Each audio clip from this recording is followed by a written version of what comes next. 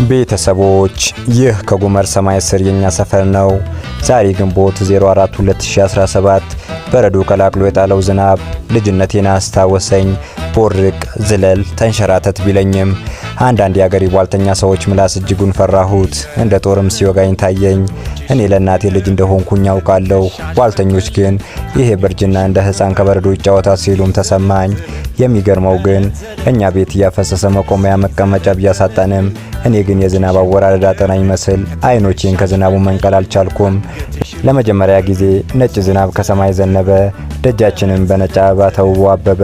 ይቅርታ ጓደኛዬ 8 ሰዓት እንድንገናኝ ብንቀጣጠርም እንዳየሽው ከጉመር ሰማይ ስር እኛ ሰፈር ወርቅ ዘንቦ እየታደለ ስለነበር ልመጣ አልቻልኩም።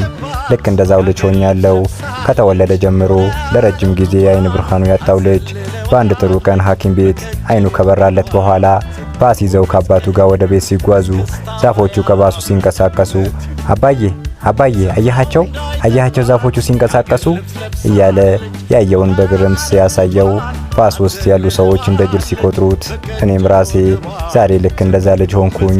ብዙ ሰልጫወት ያሳለፍኳቸው ጨዋታዎች ዛሬ ማካከሻ ይሆን ዘንድ ተጫወት ቦርቅ ይለኛል። ነገራችን ላይ ይህ በረዶ ቀላቅሎ የጣለው ዝናብ ከዝናቡ ይልቅ በረዶ በቁጥር እንደሚበልጥ ባጠናሁት ጥናት አረጋግጫለሁ። ቤተሰቦች ሰላሙ ሁሉ ባላችሁበት ብዝት ይበልልኝ። ደህና ሁኑ።